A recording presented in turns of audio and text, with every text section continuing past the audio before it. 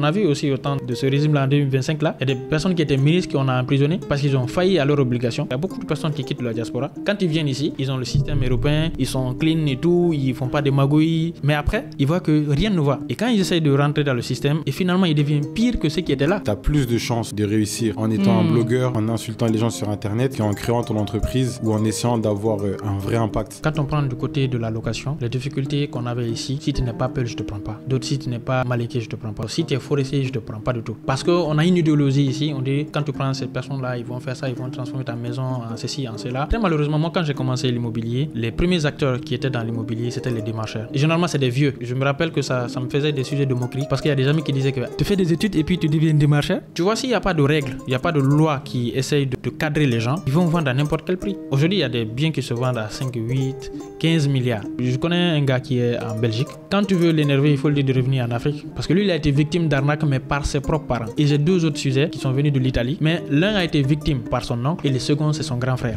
En Guinée, certains terrains se vendent aujourd'hui à plusieurs millions d'euros. Se loger est devenu un défi. Construire une maison sans se faire arnaquer, encore plus compliqué. L'immobilier est un rêve pour beaucoup, mais un cauchemar pour d'autres. Dans ce marché souvent opaque, Alpha Kabiné Keïta a décidé de faire les choses autrement. Il n'est pas là pour vendre du rêve, mais pour accompagner ceux qui veulent investir, construire ou simplement trouver un toit.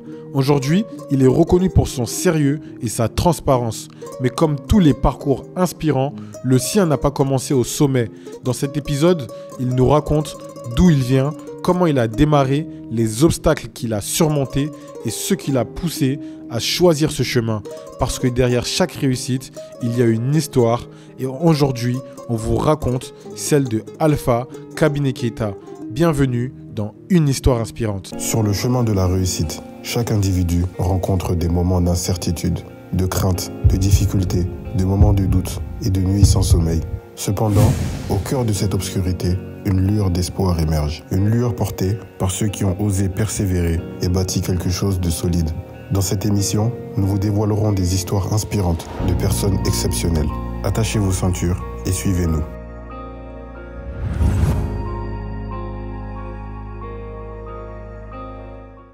Bonjour Keïta, comment est-ce que tu vas? Je vais très bien. Bah, c'est cool.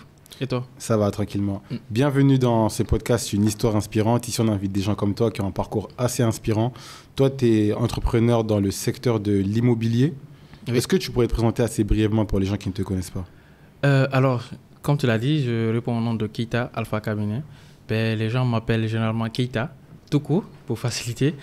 Et voilà, je suis entrepreneur et gérant principal ou fondateur de la société immobilière Miloger, groupe SARL. Ok. Tu es entrepreneur depuis combien de temps? 8 ans maintenant. Ok. Bon, disons ça, c'est dans le formel. Hein. Dans le formel, j'ai commencé tout petit. Mais bon, on en parlera peut-être. Ok. 8 ans. Entrepreneur en Guinée, tu n'as jamais bougé de la Guinée, toi? Non, sauf ces dernières années, je fais des va-et-vient. Mais principalement en Guinée, oui. Formé en Guinée? Oui, formé en Guinée. Grandi ici. Et je compte peut-être, je vais mourir ici. La Guinée, c'est un pays qui est très dur mentalement. Quand on regarde surtout actuellement l'écosystème qui ne favorise pas forcément l'entrepreneuriat guinéen, en tout cas à mon avis. Est-ce que tu penses que réellement c'est possible de réussir en Guinée? Oui, c'est possible de réussir en Guinée, mais ce n'est pas facile. Là, il faut faire la part des choses en fait. C'est possible, mais ce n'est pas facile. Donc, il faudra vraiment être persévérant et suivre l'innovation à tout moment et changer de stratégie à tout moment. Parce que je t'avoue que c'est très compliqué, mais c'est possible. Toi, tu rencontres des grosses difficultés aussi? À tous les jours. Mentalement, c'est pas facile? Ouais, c'est pas facile, c'est stressant des fois. Souvent même, tu as envie d'abandonner. Il y a des périodes qui arrivent, tu as envie d'abandonner. Surtout quand tu vois des tendances où on met beaucoup plus en avant des personnes qui ne font pas du sérieux ou du gros boulot et que toi, tu te casses la tête pour apporter de la valeur et que tu n'es pas mis en avant ou que tu as même des barrières pour voir certaines personnalités de ton pays. Alors même hier, j'en parlais avec un ami en sortant du sport et je lui disais, en fait, individuellement, c'est possible de réussir, mais collectivement, je me dis, est-ce que le combat, il n'est pas déjà perdu d'avance? Parce que comme tu dis, en fait, la masse, ce qu'elle a tendance à mettre en avant, c'est représentatif de qui on est. Et malheureusement, nous, les gens qu'on met en avant en Guinée, quand on regarde, tu te dis, mais est-ce qu'il y a vraiment de l'espoir? Franchement, je me dis toujours la même chose. Et dernièrement même, ça s'amplifie en fait. Tu vois, j'ai tendance à comprendre, je sais pas, peut-être comme tout le monde, mais ici, on met beaucoup plus en avant tout ce qui est, en fait, tout ce qui est abrutissant, en fait. Tout ce qui n'apporte pas de la valeur, ça ne donne pas d'expérience, en fait, ça ne partage pas d'expérience et ça fait même pas gagner d'argent, en fait. La médiocrité. La médiocrité, en fait, elle est beaucoup plus mise en avant. Et je pense que même c'est l'une des raisons pour laquelle je me suis dit, bon, peut-être, il faut que je m'affiche, il faut que je crée du contenu pour pouvoir changer la tendance. Mais il faut reconnaître qu'un seul acteur par rapport à 1000, ça peut pas faire le poids. Donc il faudrait vraiment avoir... Parce qu'en parallèle de l'entrepreneuriat, toi, tu es créateur de contenu aussi. Oui, j'essaye de créer du contenu, même si ce n'est pas à l'échelle, en fait, comme les véritables créateurs, comme on va dire, quelqu'un qui a vraiment, disons, un pilier dans la boîte qui fait ça. Mais je fais de mon mieux, en fait, avec les moyens de bord, pour créer du contenu, partager mon expérience et surtout aider pas mal de personnes, notamment en grande partie, disons 80%, des gens de la diaspora qui ne sont pas ici, et pourquoi pas ceux qui sont ici aussi. Pour leur donner des infos, pour leur transmettre des informations. Exactement, concernant mon domaine. Parce qu'en général, les gens qui créent du contenu en Guinée, en tout cas, je ne vais pas généraliser, excusez-moi, mais tu as beaucoup de créateurs de contenu en Guinée qui commencent en bas et d'un coup, tu les vois au sommet. Mais quand tu regardes le fond de ce qu'ils font, en fait, ils font rien. Ils créent juste du contenu, mais il n'y a rien derrière. En fait, malheureusement, oui. C'est juste du bruit, en fait. Juste du bruit, oui. En fait, tu sais, au niveau de la création de contenu, il y a plusieurs aspects, en fait, plusieurs domaines, tu vois. C'est pas juste tous les créateurs de contenu qui font quelque chose qui est vraiment sensé ou éducatif, tu vois. Il y a des créations de contenu qui font tout simplement dérouter les gens, surtout la jeunesse. On va se baser beaucoup plus sur la jeunesse parce que actuellement, on va dire que la Guinée, le côté... Enfin, quand on prend les réseaux sociaux, Facebook est beaucoup plus utilisé en Guinée que tous les autres réseaux sociaux, tu vois.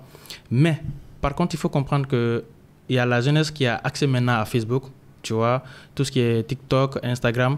Mais généralement, quand tu prends le téléphone d'un jeune, tu rentres sur ces réseaux, tu vas voir que tous les contenus qu'il est en train de suivre, ce n'est pas des contenus qui vont apporter de la valeur sur lui, son évolution ou sur son parcours, en fait. C'est juste des contenus qui le font passer du temps ou peut-être l'abrutir, en fait, tu vois. Et enfin, voilà pourquoi moi, je vais dire, d'après mon analyse, que la plupart des personnes qui font des créations de contenu, comme toi d'ailleurs, ne sont pas nombreux aussi en fait. Et malheureusement, ceux qui ne sont pas nombreux, malgré ça, les gens n'apportent pas trop d'importance. Si ce n'est que des personnes peut-être qui se ressemblent à elles en fait.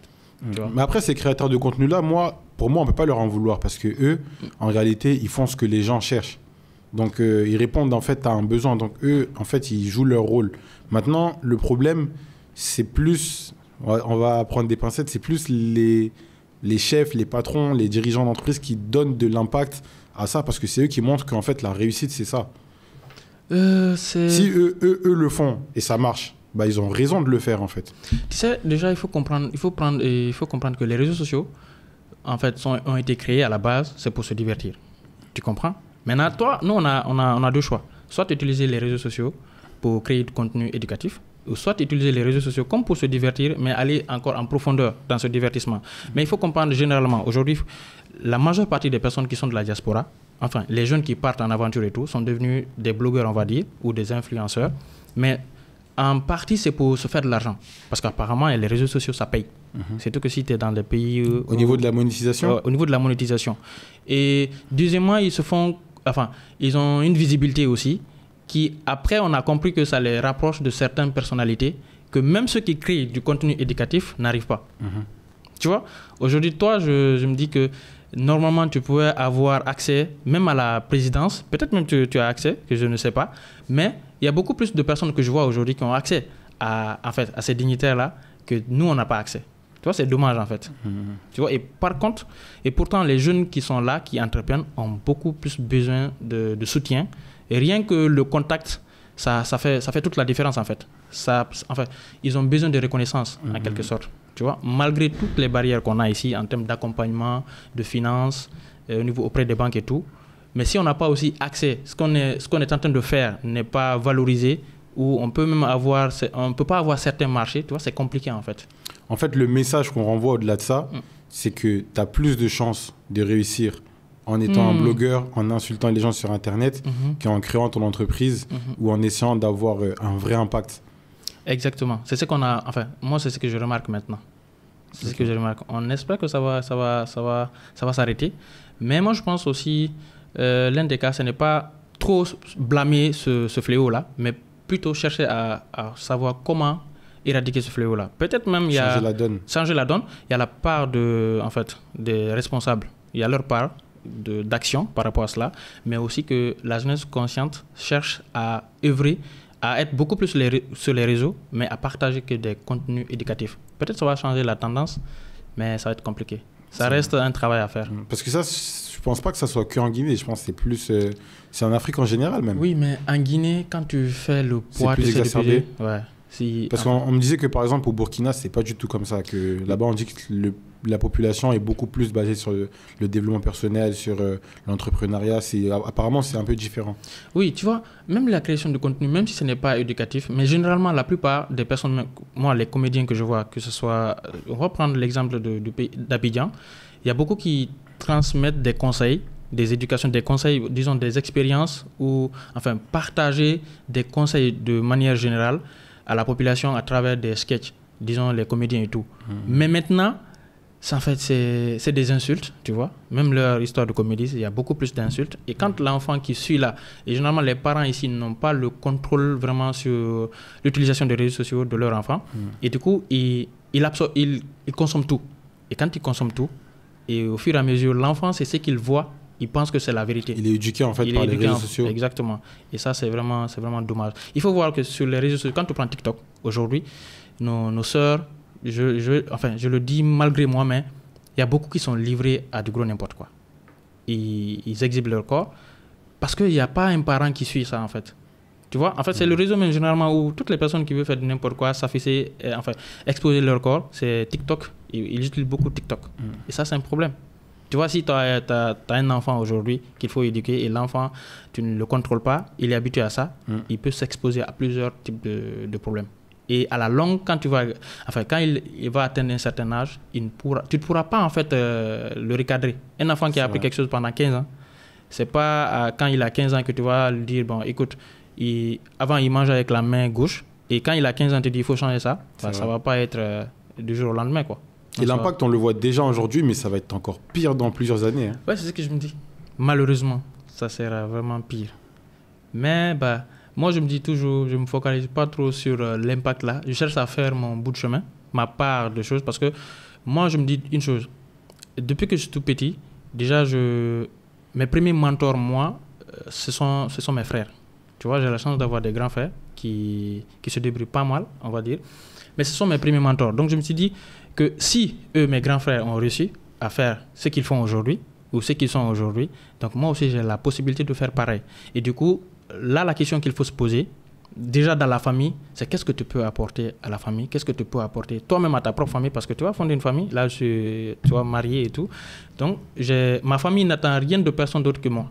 Tu vois? Donc, et deuxièmement, par rapport à la société, tu dois te poser aussi exactement la même question. Qu'est-ce que tu dois faire pour ton pays que d'être beaucoup plus focalisé sur ce que ton pays doit faire pour toi.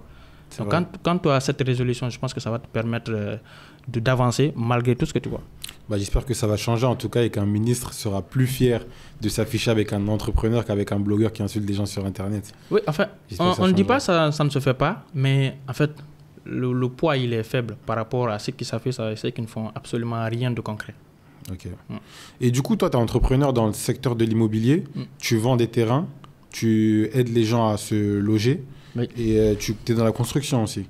Bien sûr. Est-ce que tu fais partie des gens qui vendent des terrains à plusieurs millions d'euros en Guinée?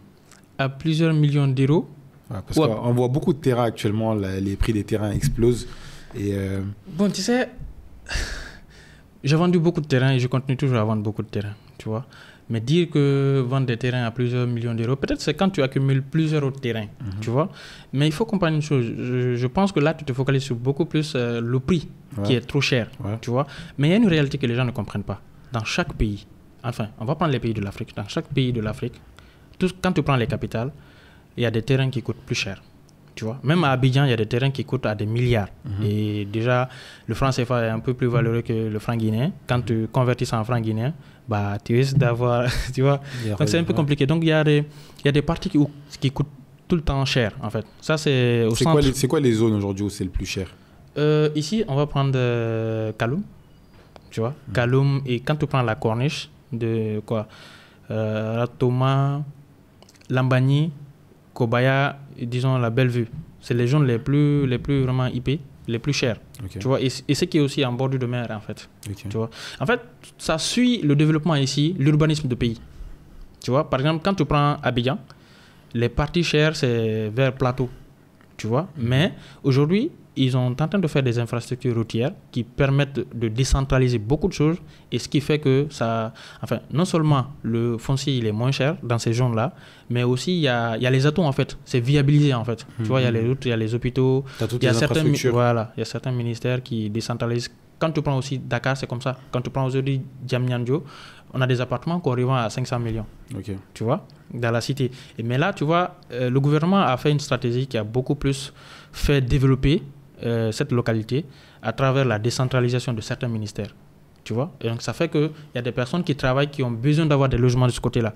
Et du coup, ça fait exploser, ça fait un boom de l'immobilier. Et aussi avec les payages, où tu n'as pas en fait, de problème de dire je peux me rendre ici où l'embouteillage va me prendre. Tu vois, là, j'avais un rendez-vous à 12h, Ouais.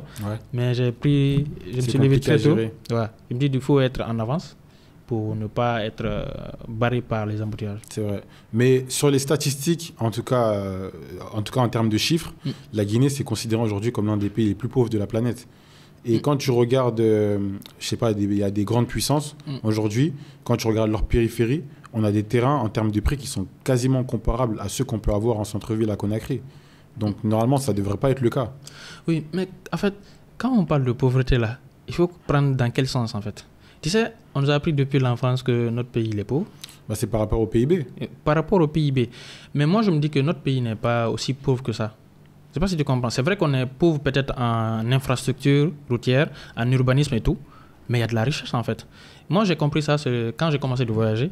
Et quand tu es dans l'avion, au départ, il n'y a que des Guinéens, tu vois. Mais à l'arrivée, il y a beaucoup plus d'étrangers, Chinois, Européens, et beaucoup plus d'autres, disons, Américains et consorts, tu vois. Donc, ça veut dire qu'il y a des étrangers qui viennent chez nous pour investir.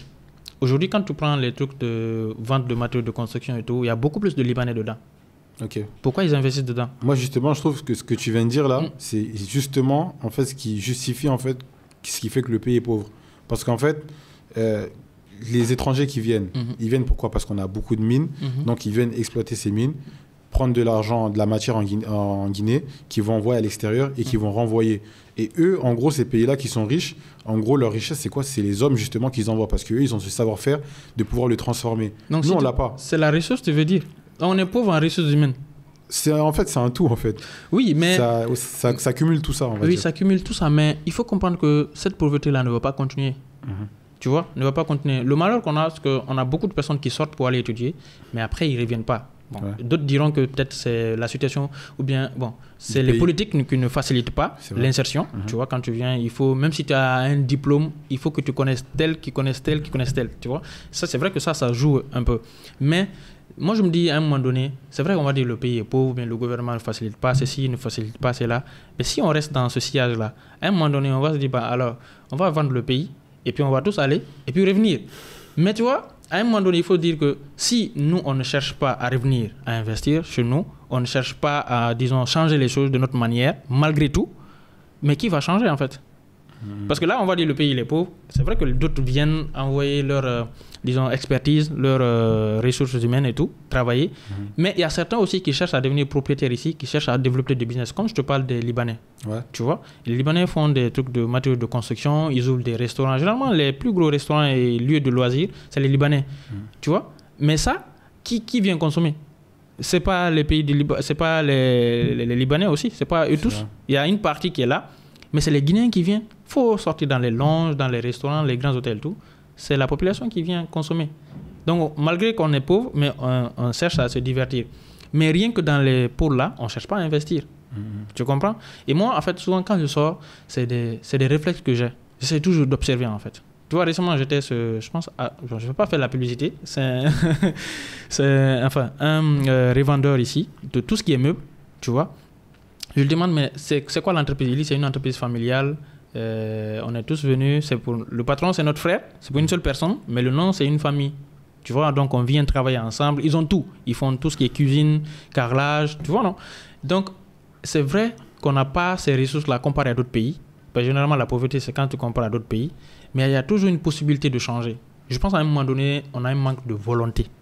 Et on doit chercher à créer beaucoup plus de richesses. Bien sûr. En fait, c'est ce qui va nous changer, nous sortir de cette situation. Et cette richesse-là, je pense que c'est l'industrialisation en partie. Et tu vois, on est beaucoup plus axé côté consommation. On est des gros consommateurs, tu vois. On ne crée rien en fait. Et je pense que c'est ce que certains pays actuellement essaient de faire, de s'industrialiser, et ça va changer la donne. Tu vois, on produit ici et puis on consomme ici. Et après, on exporte. Mais nous, on a tendance à valoriser, même la ressource humaine, on a tendance à mettre beaucoup plus en valeur tout ce qui vient d'ailleurs que les produits locaux. Parce que c'est les hommes qui créent la richesse en réalité. Les mines qu'on a là, un jour ou l'autre, ça va disparaître. Et les pays qui viennent exploiter ces mines-là, eux, ils viennent le prendre en Guinée parce qu'ils ne l'ont pas chez eux. Mais ils ont les hommes qui ont le savoir-faire de pouvoir développer ça. Donc nous, en fait, si on enlève, on va dire, toutes les mines qu'on a en Guinée là, on fait tout disparaître. On dit on n'a plus rien. Mais on a le savoir-faire des hommes qui savent gérer ça. On peut nous aussi les envoyer dans d'autres pays pour aller acheter les mines à l'extérieur, le développer chez nous et le revendre à l'extérieur. Exactement. Donc en fait, la vraie richesse, c'est les hommes. C'est pas la boxer, tout le faire. Ça, c'est un gros problème. Ça, c'est un gros problème. Et voilà pourquoi moi, dans mon domaine même, cette pauvreté-là de connaissances, disons, la richesse, pour globaliser ici, la richesse, en fait, c'est la connaissance, en fait, qu'on a, tu vois. Et vu que des personnes qui sont là, qui ont envie peut-être d'investir même dans l'immobilier, n'ont pas cette connaissance-là, ils ne connaissent pas les techniques qu'il faut pour bien investir, ils se font arnaquer. Donc, tu vois, la connaissance, c'est vraiment quelque chose de très important, capital, et c'est la richesse qu'un homme peut avoir. Parce qu'aujourd'hui, on peut tout te retirer. On peut te retirer les micros là, le studio et tout. Mais après, tu as la possibilité de créer comment recréer. Exactement. Donc ça, c'est un problème. Et du coup, on a totalement dévié du sujet. Pour revenir, toi, c'est quoi qui justifie justement cette cherté des prix? La cherté des prix, il y a plusieurs aspects en fait. Tu vois, aujourd'hui, moi j'ai un gros problème. Quand tu parlais de problème, ça ne finit pas. Hein. Tu vois, il y a des personnes aujourd'hui qui m'appellent, ils ont un bien, ils ont envie de le faire louer. Par exemple, à Sonfonia. Tu vois, on m'appelle, on me dit, bon, j'ai un appartement, je veux faire louer à 6 millions. Quand je viens, je vois, je dis, bah, écoute, c'est impossible. Moi, en tout cas, je ne peux pas le faire louer. Le plus souvent, je demande, mais pourquoi tu veux le louer à 5 millions? Et la question qui revient tout le temps, c'est la personne me dit, bah, écoute, moi j'ai vu mon ami qui a construit à Kipé, il fait louer à quoi, 8 millions, 7 millions, mais moi-même je suis gentil, donc je le fais louer à 5-6 millions. Je le dis en fait, ton ami qui est à Kipé, c'est normal qu'il loue ce bien à ce prix-là. Parce que quand tu regardes l'immobilier, moi l'un des critères que je dis toujours, c'est l'emplacement. Le facteur de l'emplacement, c'est un facteur capital pour toute personne qui veut investir. Mais quand tu échoues au niveau de l'emplacement, tu vas tout échouer. Parce que quand tu compares ici le coût de réalisation de ce bien qui est à Kipé, par exemple, et cet autre bien qui est à Sonfonia, le plus souvent, en fait, c'est les mêmes coûts. Mais juste parce que l'emplacement avec tous les atouts qui sont autour, enfin, quand tu prends les banques, la proximité des commodités, en fait, c'est compliqué, c'est différent. Donc, ça fait toute la différence. Voilà pourquoi certains biens sont chers. Mais deuxièmement, il faut comprendre qu'il n'y a pas de réglementation dans notre pays.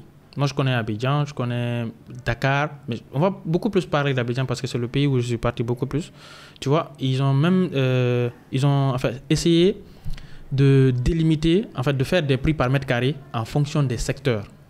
Tu vois, et ça, c'est quelque chose qui va beaucoup, beaucoup aider. Parce que là, quand tu viens, par exemple, on dit le mètre carré, c'est 1000 francs CFA. Quand tu viens, tu veux un terrain de 200 mètres carrés, tu multiplies juste le mètre carré. Et le plus souvent, si même tu peux avoir moins cher, c'est en fonction du vendeur ici. Parce qu'il connaît le prix du mètre carré. Et s'il veut, peut-être il est dans les urgences, il peut diminuer. Mais tu vois, le fait que de mettre les prix par mètre carré, d'essayer en fait de réglementer, ça change toute la donne. Tu vois. Et deuxièmement, ce qui fait que l'immobilier coûte très cher, même quand on prend du côté des logements, c'est parce qu'on n'a pas de logements sociaux. Donc ça revient toujours aux politiques en fait. Tu vois, parce que beaucoup de personnes pensaient au temps d'Alpha Condé, parce que je pense que sa première sortie c'était en Angola. Et Angola, ils ont développé pas mal de logements sociaux, qu'il allait faire pareil. Mais tu vois, ce n'est qu'en 2025, 24-25, qu'on est en train de se positionner à construire des logements sociaux. Et tu vois, quand il y a assez de logements sociaux, donc les gens vont migrer au niveau des logements sociaux parce que là, le coût, il est réduit. Et il y a vraiment... Enfin, il y a le gouvernement qui essaye de diminuer en fait, le coût des loyers, tu vois, même s'il faut racheter, parce que le foncier appartient en partie à l'État. Et là, ça va créer vraiment un déséquilibre. Tu vois, quand les gens vont voir que tout le monde est en train de migrer vers les logements sociaux, donc forcément, ils vont diminuer le prix pour ne pas que leur bien reste vide. Parce qu'ils vont beau avoir des appartements, mais quand il n'y a personne, c'est pas intéressant. C'est la clientèle qui définit les prix. Tu vois, c'est la clientèle qui définit les prix. Et donc, en gros, moi, je veux dire, c'est en partie. Il y a plusieurs autres facteurs, mais le général Mamadi Doumbouya, il travaille beaucoup sur cette question de logement social. Ils sont en train de faire beaucoup de logements sociaux. Tu sais, moi, je veux dire que développer la Guinée, c'est pas quelque chose de très compliqué. C'est vrai qu'il y a des... enfin, moi, je demande juste, il faut juste une volonté. On n'a même pas besoin d'avoir des prêts ailleurs ou bien autre chose, tu vois. On peut juste prendre peut-être l'exemple des pays d'à côté. À Abidjan, quand je suis parti, je me rappelle que quand tu es dans la voiture, la police a installé tellement de systèmes de caméras de surveillance, tu vois. Même quand tu ne mets pas de ceinture, tu vois, on peut te flasher. Et quand tu roules à certaines allures dans des axes où ce n'est pas recommandé, ça aussi c'est des pénalités. Tu payes en fonction des degrés. Tu vois, tout ça là, ça rapporte en fait. Ça rapporte de l'argent au gouvernement. Et il faut juste avoir cette volonté de développer le pays, de penser pour le bien commun que de penser pour soi. Tu vois. Et je pense qu'on avait eu en off cette discussion, toi et moi. Et généralement, tous les pays qui passent, dans tous les pays, tous les présidents qui passent, ce n'est que le président qui s'en tire gagnant. Ouais, c'est vrai. Tu vois, tous ses proches ou bien les personnes qui ont travaillé dans son gouvernement, généralement, finissent mal. Ceux qui ont fait du mal aux gens, en général, ça finit pas bien. Oui, ça finit pas bien. Tu vois, et du coup, moi, je pense que c'est possible de développer le pays en développant, comme actuellement le gouvernement est en train de faire, développer beaucoup plus de logements sociaux. Parce que, en fait, la Guinée, c'est un pays où on dit c'est le paradis. Mais je ne pense pas si les gens se positionnent vraiment dans le vrai sens du terme du paradis. Ce n'est pas que tu viens actuellement prendre tout est facile, mais c'est qu'il y a une possibilité d'exploiter, de faire beaucoup de choses pour vraiment bénéficier des fruits de ce paradis-là. Moi, quand je regarde la Guinée, normalement, on devrait être l'un des premiers pays d'Afrique. Bien sûr. On a toutes les ressources qu'il faut, mais malheureusement... Dieu nous a tout donné. Dieu nous a tout donné. Enfin, je dis que Dieu a béni le pays, mais n'a pas béni les habitants. Tu vois ? À un moment donné, c'est ça. Mais en fait, je t'assure qu'on a tellement d'espace ici, on peut décentraliser tout. Moi, je me rappelle, il y avait un plan directeur de l'urbanisme ici, où on parlait même de l'aéroport à Mafreya et tout. Tu vois, il y a des gens qui investissaient par rapport à ça, mais d'un seul coup, on a tout changé. Tu vois, moi, je me dis, l'aéroport, c'est la vitrine d'un pays. D'accord ? Surtout quand on prend du côté des investisseurs. Tu vois, mais quand un investisseur vient à l'aéroport déjà, ce n'est pas tous les vols qui peuvent se poser. Et quand il sort, dès à la sortie de l'aéroport, il est confronté aux problèmes que nous rencontrons tous les jours, les bouchons. Tu vois, c'est compliqué, c'est décevant. Tu fais combien d'heures ? Tu fais 1 heure de temps dans le vol et tu sors, tu fais aussi 1 heure de temps pour arriver dans ton hôtel. C'est compliqué, c'est vraiment bizarre, tu vois. Et donc, l'idée, moi, j'étais très, très enthousiaste ou très... je m'étais donné des idées, des films, de dire que si toutefois on arrive à avoir l'aéroport à Mafreya, ça allait être comme Dakar. Donc ça allait permettre peut-être de développer un péage ici, où les gens, si tu veux aller vite, tu payes, tu vois. Et aussi faire un aéroport vraiment d'envergure internationale. C'est vrai que peut-être ils vont le faire ici en termes d'espace, mais à la sortie, c'est compliqué. Je ne sais pas s'ils vont réchanger la maquette de l'entrée et tout, mais je pense que tu connais beaucoup plus de pays européens. Mais dès que tu descends à l'aéroport, pour rentrer dans la ville, tu as un sentiment de fierté. Ouais. Tu vois, il y a la verdure et tout, il y a des immeubles, mais ici, c'est compliqué. Après, pour revenir à l'immobilier, moi, il y a un autre facteur aussi que je vois qui fait exploser les prix, c'est que c'est un grand facteur. En gros, les gens s'en servent pour beaucoup faire du blanchiment aussi. Et quand moi, par exemple, je sais pas, je dis j'ai 1 million d'euros en liquide à blanchir, je sais que l'argent, je l'ai obtenu dans des manières louches. Et qu'il y a quelqu'un qui vient, qui vend un terrain à, je sais pas, 2 milliards. Il a un client qui est prêt à l'acheter. Et moi, je viens d'un coup, je dis non, en fait, moi, je te le prends à 3 milliards. Donc, lui, ça lui va lui faire exploser le prix, il va me le vendre directement. Et en fait, c'est comme une échelle qui finit jamais, en fait. Les gens font exploser les prix de l'immobilier comme ça en Guinée. Ça, c'est une vérité. Mais ça revient à ce que je disais au départ, que par rapport à la location, en fait, parce que j'ai juste pris le côté location. Tu vois, la personne qui veut fixer le prix de son appartement par rapport à son ami qui a fixé de l'autre côté, qui a eu des clients, et au niveau du foncier, ça va être comme ça. Tu vois, la personne qui veut blanchir là de l'argent, il est prêt à payer au-delà du prix, tu vois, parce que lui, il veut coûte que coûte avoir le bien. C'est pas ici les caractéristiques, il veut juste stocker son argent. En fait, il cherche pas à faire de la rentabilité. Tu vois, maintenant, le voisin de ce dernier qui vient de revendre là, son voisin direct, on va dire, dès qu'il vend à ce prix, lui, quand il voudra revendre son bien aussi, il va se dire, bon, écoute, mon voisin a vendu le prix tel, donc il faut forcément moi aussi que je vende à ce prix-là. Tu vois? Et malheureusement, ce n'est pas les mêmes profits d'acheteurs. Tu vois? Et c'est ce qui gangrène, qui continue. Tu vois, il y a des idées reçues que les gens utilisent ici sans faire des expertises, en fait. Et malheureusement, il y a beaucoup de personnes qui revendent des biens ici. C'est parce que tel voisin, ou bien de l'autre côté, on vend le bien à ce prix-là, à ce prix-là. Toi aussi en face, tu calcules, tu dis ah ok, lui il a vendu à ça, moi aussi je vais rajouter. Et généralement, c'est la course à la surenchère.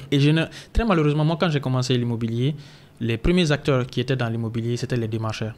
Tu vois, c'est pas pour les en vouloir, mais ici, les démarcheurs n'ont aucune expérience. Et la plupart des personnes là qui sont rentrées dans l'immobilier, c'était pour avoir une seconde source de revenus. Tu vois, généralement c'est des vieux quand tu remarques. Et quand tu viens, c'est sous des manguiers et tout. Il n'y a rien de professionnalisme, tu vois. Et je me rappelle que ça me faisait des sujets de moquerie quand j'ai démarré. Parce qu'il y a des amis qui disaient que, ah, attends, toi, tu fais des études et puis tu deviens démarcheur. Donc, tu as raté ta vie, c'est ça? Tu vois? Mais je me disais toujours que l'immobilier, en fait, c'est un domaine très important. Moi, je prenais toujours l'exemple de Donald Trump. Il dit, tu vois, Donald Trump, il était courtier. Tu vois, il a fait de l'immobilier. Donc, on peut faire comme ça. Il dit, mais toi, tu compares l'Amérique et la Guinée, tu es fou, quoi. Mais je me disais toujours que, comme j'avais la vision de changer les choses, ça va toujours changer. On ne va pas rester dans ce sillage de démarcheurs. Et on s'est positionné comme ça. Heureusement, ça a marché. Parce qu'aujourd'hui, il y a beaucoup de personnes, quand ils veulent un bien, directement, ils partent sur les réseaux, ils font des recherches. Tu vois. Et du coup, les démarcheurs qui sont là, quelqu'un veut vendre un bien en surévaluant le bien, et lui, il sait qu'il est payé en commission. Souvent, même, ce n'est même pas respecté. Il n'a pas d'expérience, mais comment lui, il peut regarder le propriétaire qui est en train de revendre? Et sachant qu'à l'époque, les seuls acteurs de l'immobilier, ce sont ceux-ci qui étaient comme intermédiaires.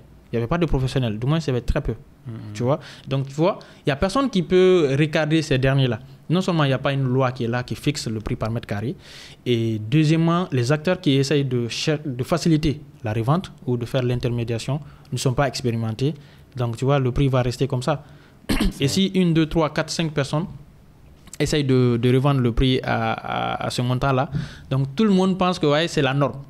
Et tu vois, aujourd'hui, quelqu'un de venir... Ça devient la norme après. Même. Oui, bien sûr. Et c'est ce qui est devenu la norme. Aujourd'hui, quand tu veux faire une estimation, forcément, tu dois chercher les biens autour qui sont vendus il y a 6 mois, il y a 1 année, pour te référer.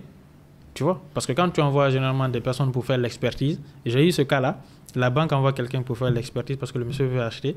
On donne un prix, le monsieur dit, bah, écoute, moi, ce n'est pas la banque que je vends. Moi, mon prix, c'est à ce prix-là. Soit tu l'achètes ou tu le laisses. De toutes les façons, il sera acheté. Tu vois, la personne est confiante parce qu'il y a pas mal de personnes peut-être qui essayent de venir acheter au-delà du prix ou qui achètent au même prix sans connaissance. Vrai. Donc en fait, c'est ça, en fait, le gros facteur qui fait exploser les prix, c'est le blanchiment d'argent. Bon, en partie, mais moi, je veux dire que l'État doit beaucoup jouer par rapport à cela. Parce que si tu vois que les gens font de... Déjà, moi, ça c'est un facteur même qui doit positionner aux gens.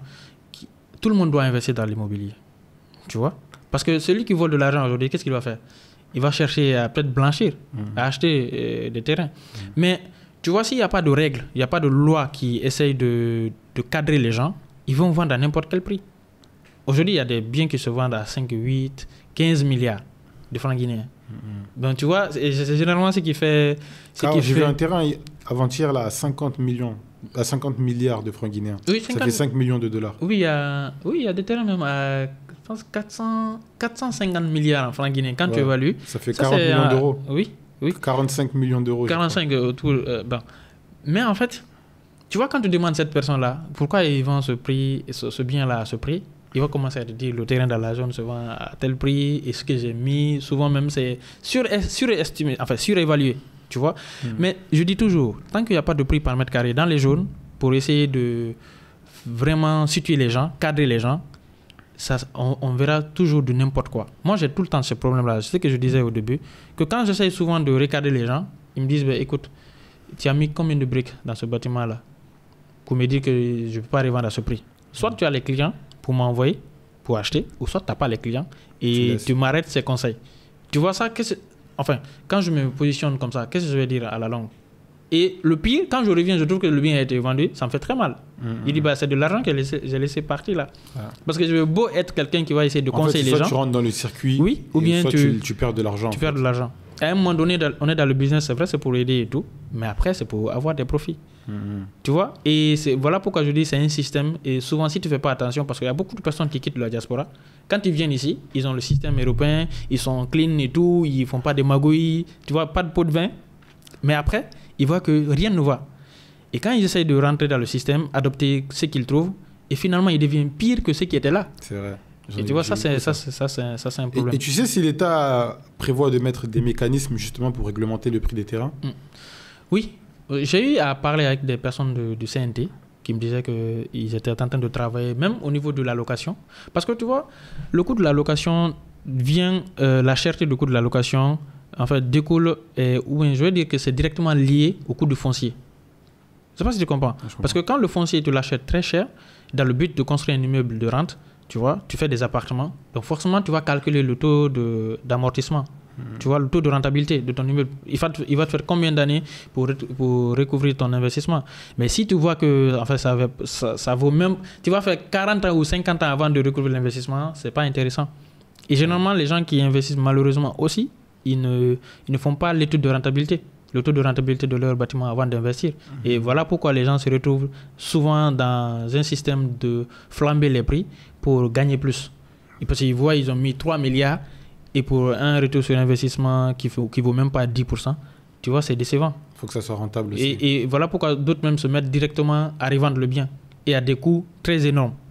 Et malheureusement, d'autres aussi, en construisant, ils ne passent pas par des professionnels. Et donc, du coup, ils se font berner. Ils ont tellement dépensé d'argent qu'ils veulent tout récupérer. J'ai un cas actuellement où je te parle. J'ai un cas où un gars veut revendre le bien à des millions de dollars. Mais quand tu vois le bien, tu te dis, tu regardes l'argent, tu te dis, ça ne vaut pas le coup. Et tu dis non, si tu vois l'argent que j'ai mis, je dis, mais moi, je ne regarde pas l'argent. Mais quand je viens, je regarde en tant qu'expert combien ça peut me coûter, le terrain, la valeur actuelle de ton bien. Et puis voilà, j'achète. Mais tu vois, ça, c'est des problèmes. Avec les émotions.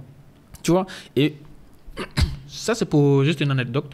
J'ai eu un cas comme ça avec mon grand frère qui est au Canada. Je pense qu'il va se reconnaître. Tu vois, il disait, vous en Afrique, vous êtes trop cher. Mais regarde bien là-bas, moi au Canada ici, je peux avoir un appartement à ce prix-là.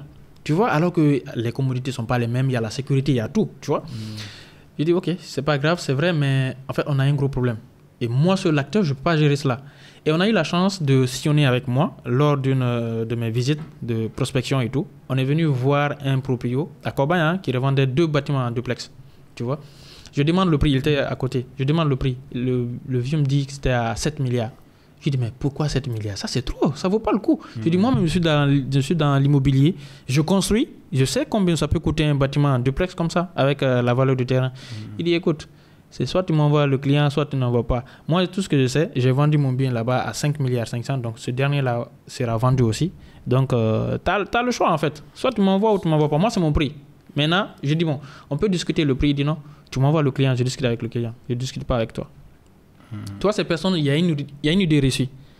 Et bizarrement, il y a, je pense, une semaine, je suis passé là-bas, j'ai trouvé déjà un des bâtiments qui est déjà parti. Okay. Et je suis sûr que le bâtiment n'est pas parti à moins de 6 milliards. Et cette cherté des prix, elle fait qu'aussi c'est dur de trouver des appartements actuellement où se loger sur Conakry. Moi, j'ai souvent des gens qui m'appellent, qui me disent, même j'ai voulu t'en renvoyer un, et ils me disent, on n'arrive pas à trouver des appartements ou des bureaux où se loger, ou même des magasins aussi. Ça, c'est une vérité. Tu sais, on fait face, je pense que dans toutes les capitales ou dans tous les pays africains, il y a un déficit de logement. Tu vois, nous, je pense, on a un déficit de logement de 500 000, tu vois, ou 50 000 par an. Et en fait, s'il n'y a pas de logements sociaux, il n'y a pas d'investisseurs qui viennent construire, il y aura toujours ce déficit-là. Tu comprends? Et tu vois, l'histoire du logement, chaque année, ça ne fait qu'augmenter. Tu vois, quand les gens font le baccalauréat, après, tout le monde cherche à rentrer dans la capitale pour avoir les meilleures universités et tout. Tu vois, et ça demande aussi ici de logement. Tu vois. Et du coup, ce que je veux dire là, qu'il faut forcément que l'État actuel essaye d'augmenter ou d'accélérer ce processus de construire des logements sociaux pour avoir vraiment des biens pour tout le monde. Tu vois. Et le poids, il est là. Et quand aussi la demande, elle est beaucoup plus énorme que l'offre, forcément le prix va jouer. Et regarde, en période de Ramadan, on va prendre la denrée la plus utilisée, généralement on dit le sucre, tu vois, mais c'est une denrée qui flambe, le prix flambe parce que là la demande elle est grandissante et l'offre elle n'est pas aussi comme ça, tu vois, et ça n'a rien à voir avec les prix ou bien quand on dit que comment la devise a augmenté. Et chez nous ici malheureusement la devise va toujours augmenter, mais quand ça baisse tu ne vois jamais les gens parler. Et si on ne résout pas ce problème, ça risque d'être le chaos dans plusieurs années parce que oui, mais la population augmente. Ça se ressent. Ça se ressent. L'infrastructure routière, les logements sociaux, ça ne fait qu'augmenter. Tu vois, raisonnement, il y a des appartements qu'on construit. Voilà pourquoi, quand on vient souvent conseiller certains bailleurs de diminuer les prix, ils disent, toi, tu ne connais rien. Reste là à diminuer le prix. Moi, j'aurai des locataires rapidement. Souvent, je n'ai même pas besoin de passer par une agence. Tu vois? Donc, parce que la demande, elle est là. La demande, elle est là. Chaque jour, il y a des gens qui demandent. C'est un problème. On va mettre un numéro en bas de l'écran aussi pour les gens un numéro WhatsApp où les gens pourront contacter pour être accompagnés, que ce soit pour l'achat d'un bien immobilier, pour se loger, en tout cas pour être accompagné dans l'immobilier. Et du coup, nous, dans ce podcast, on aime bien voir la finalité, c'est-à-dire maintenant tu es entrepreneur dans l'immobilier et en plus ton entreprise est très connue en Guinée, mais on aime bien comprendre d'où est-ce que tu es parti aussi. Donc moi, j'aime bien demander dans quel environnement familial tu as grandi pour avoir ce mindset et pour en arriver là. D'accord. Bon, moi, j'ai commencé à l'intérieur du pays, et notamment à Sangarégui. D'accord. Je ne sais pas si tu connais, là où il y a la CBG. On disait, entre guillemets, c'était la ville la plus propre. Bref, j'ai commencé là-bas tout le cursus scolaire, primaire et tout. Après, je suis venu à Conakry. Mais déjà, à la base, moi, j'ai un père qui est polygame. D'accord. Donc, on a une fratrie de 12, dont j'ai des grands frères, tu vois. Mais, en fait, tu sais, aussi l'enfant, en fait, disons que quand tu grandis dans une famille de plusieurs personnes et que tu as des parents qui se battent tout le temps, qui ont cette fibre entrepreneuriale, ça aide beaucoup, en fait. Tes parents étaient entrepreneurs? Pas mon papa était un fonctionnaire, tu vois. Et malheureusement, c'est vers la fin de sa vie ou à la vieillesse qu'il est devenu entrepreneur. Tu vois, là, il a une société de gardiennage et tout. Mais après avoir fait 40 ans de service, à sa retraite, il est devenu entrepreneur. Tu vois, c'est le monde à l'envers, quoi. Mais ma maman, elle était très battante, tu vois. Et deuxièmement, j'ai toujours dit à l'entame ici que mes repères ou bien mes mentors, c'était mes grands frères. J'ai un grand frère qui est entrepreneur, tu vois. Il avait une société de construction et tout. Donc, il se battait, quoi. Donc, depuis le bas âge, moi, je regardais ça. J'ai fait tout type de boulot, hein, parce que moi, j'ai un problème. Je n'aime pas quémander, en fait. Demander de l'argent et tout. Pour moi, je me dis, la main qui donne est toujours supérieure, quoi. Donc, je n'aimais pas cette faiblesse-là. Donc, j'ai vendu de l'essence. Et comme tous mes grands frères, j'ai vendu des arachides et tout. Tu vois, ça, c'est l'intérieur. Mais au début, quand je voulais faire beaucoup de business, parce que la chance que j'ai eue, j'ai mon grand frère qui est l'aîné, docteur, que je salue au passage, qui m'a donné un livre, le Père riche, Père pauvre. Tu vois, il m'a dit, quand tu as 25 ans et tu ne commences pas à faire des millions, c'est que tu ne vas jamais gagner de l'argent. En lisant ce livre. Tu vois, tu es un jeune. Et du coup, c'est devenu un défi pour moi. Et du coup, quand il m'a donné le livre, il m'a donné son téléphone pour lire, parce qu'il n'avait pas le bouquin, tu vois. Et du coup, je me suis dit, il faut que je cherche de l'argent, vu que je n'ai pas la possibilité de me procurer des bouquins, de trouver un Android.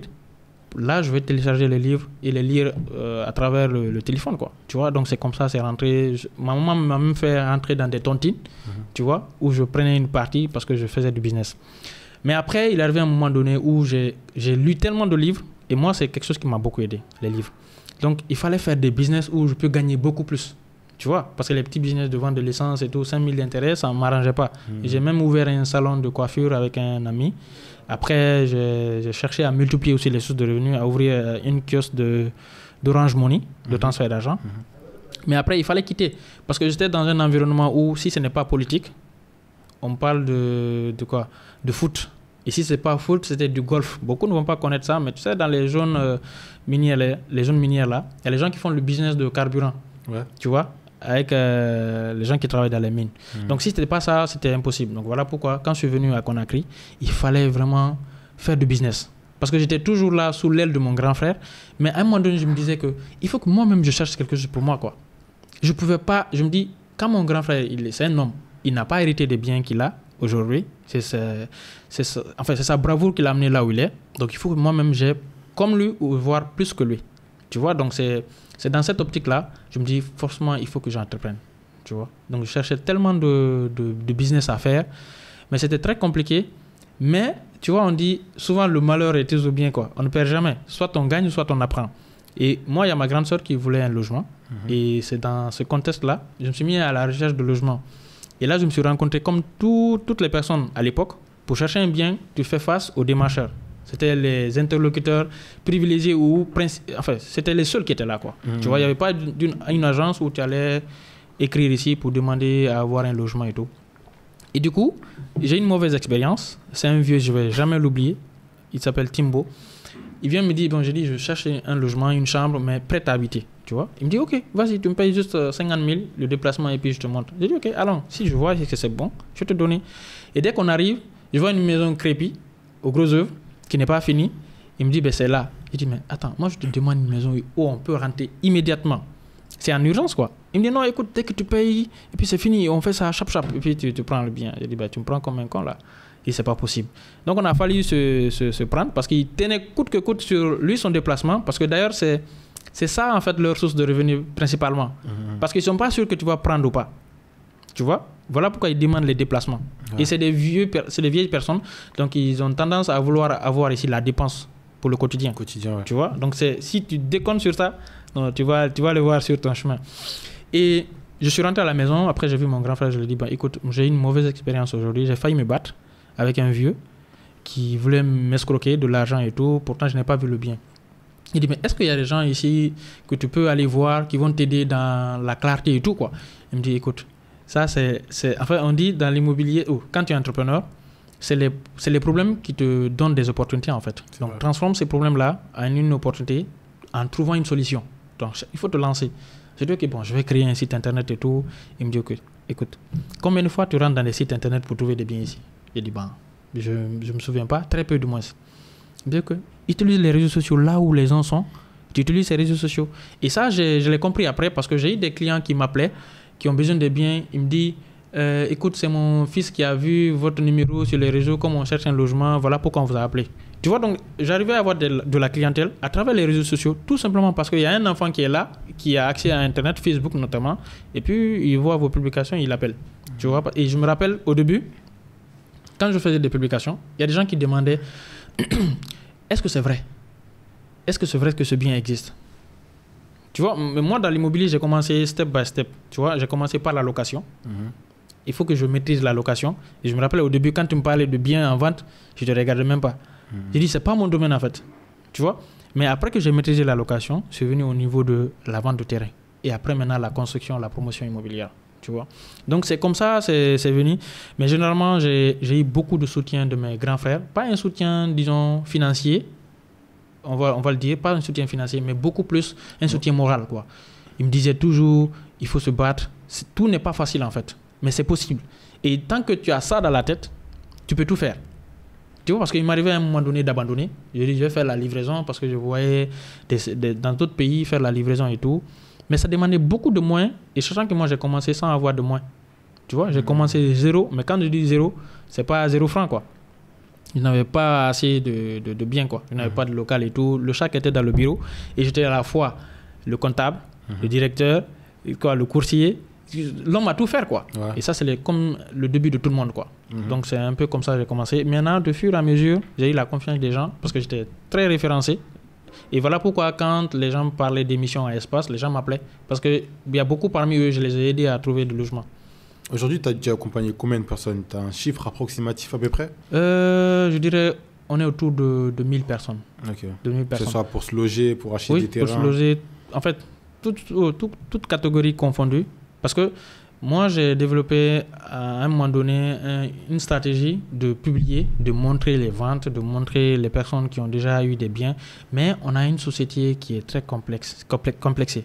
Tu vois, il y a trop de sujets tabous, quoi. Ouais. Tu vois, s'afficher, dire que j'ai acheté le bien pour eux, c'est appeler tous les sorciers du village ou que c'est de créer tous les problèmes. Et c'est vrai, j'ai vu des cas comme ça. Mais par contre, à un moment donné, tu sais, on est vraiment mal à l'aise en face caméra pour expliquer comment nous, on a réussi. Et ça peut aider d'autres personnes à réussir. Voilà pourquoi on dit chez nous, quand un vieillard meurt, c'est toute une bibliothèque qui se brûle. Parce que la transmission, elle n'est pas vraiment très encouragé ici, en fait. C'est vrai. Généralement de fils, de père à fils, mais très peu. Très peu. Voilà pourquoi on voit beaucoup de personnes ici, des commerçants qui sont des millionnaires ou milliardaires, mais leurs enfants les enfants finissent très mal. C'est compliqué de transmettre un héritage sur plusieurs générations. Exactement. Tu vois. Et moi, je me suis dit, bon, s'il y avait la possibilité d'exposer tout ce que je fais, vraiment, les gens allaient comprendre qu'il y a beaucoup à faire dans le pays, quoi. Et il y a beaucoup aussi qui essayent de faire le pas, d'investir ou de faire beaucoup de choses. Donc, en gros, moi, ma famille, mes grands frères m'ont beaucoup aidé, côté moral et tout, tu vois, et référencement aussi. Tu vois, parce que quand toi, tu es bien et tu recommandes quelqu'un d'autre quelqu'un d'autre que la personne ne connaît pas, forcément, elle va dire, bon, comme c'est lui qui m'a recommandé, forcément, il est bien. Et donc là, ça devenait aussi une tâche très difficile à mon égard, parce que je me dis, toute personne qui est recommandée par mon grand frère, j'ai le droit d'être très sérieux avec cette personne-là. Parce que c'est une confiance. La confiance, elle est très facile d'obtenir, très difficile de l'obtenir, mais plutôt très facile de la perdre, cette confiance, tu vois. Donc, c'est un peu comme ça. Et à travers tous les gens que tu as accompagnés, ça t'est arrivé d'avoir des gros problèmes ou des grosses difficultés? Il m'arrivait souvent à 2 doigts de me retrouver dans des problèmes qui allaient vraiment anéantir tout mon business. Voilà pourquoi je profiterai de dire ici, si tu es jeune ou jeune ou grand, si tu veux te lancer dans le business, il faut comprendre que le premier but ne doit pas être forcément de l'argent. Ça, c'est quelque chose qu'il faut prendre vraiment en compte. C'est vrai que la finalité, c'est d'avoir de l'argent. Et on dit toujours, quand tu résolves des solutions, forcément, en retour, ta rémunération sera de l'argent. C'est vrai. Mais le premier but doit être aider les gens à avoir quelque chose en toute sincérité et aussi pas magouiller, quoi. Sinon, tu deviens un escroc. Si tu deviens un escroc, mais pire, tu peux te retrouver dans le youf. Très facilement. Moi, je connais beaucoup de personnes qui ont commencé avec moi, dont même j'ai trouvé, qui ont fermé. D'autres sont en fuite. Il y en a plein que je peux citer, mais je ne citerai pas ici, forcément. Tu vois, tout simplement parce qu'ils ont eu l'argent. Tu sais, l'immobilier, déjà, c'est un domaine où il y a beaucoup d'argent. Et d'après ce que j'ai compris, partout où il y a beaucoup d'argent, et ça même pas l'immobilier, hein, dans tous les business, partout où il y a beaucoup d'argent, le risque, il est là. Les problèmes tournent toujours autour. Tu vois, il y a mon monneur qui vient récemment, la semaine dernière, de m'expliquer qu'il y a son ami qui a évité la mort, en fait. Qui a évité la mort, on a failli l'égorger. Tu vois, il y a une dame, une de ses clientes qui faisait tout le temps la monnaie, qui l'a appelé 7h du matin à Dixine pour $3 500 pour monnaie cela, et la dame a failli l'égorger. Bon, l'a égorgé, mais bon, il s'est en sorti en fait. Tu vois, donc ça aussi, c'est un monde où c'est l'argent, eux-mêmes, ils travaillent avec l'argent. Donc, tout business où il y a beaucoup d'argent, forcément, le risque, il est énorme aussi. Et le gain aussi, il est énorme, si tu le fais bien. C'est vrai. Et du coup, après toi, c'était quoi les grosses difficultés, tu m'as dit? Les grosses difficultés? C'est les escroqueries, en fait. Ouais, les difficultés, il y en a plusieurs. Tu sais, l'immobilier a plusieurs secteurs. Quand on prend du côté de la location, les difficultés qu'on avait ici, c'est les difficultés où moi-même j'ai été victime de ça. On vient te prendre, on dit, je ne prends pas tout le monde. Si tu n'es pas Peul, je ne te prends pas. D'autres, si tu n'es pas Malinké, je ne te prends pas. D'autres, si tu n'es pas... Bon, si tu es forestier, je ne te prends pas du tout. Parce qu'on a une idéologie ici, on dit, quand tu prends ces personnes-là, ils vont faire ça, ils vont transformer ta maison en ceci, en cela, ou bien ils vont salir.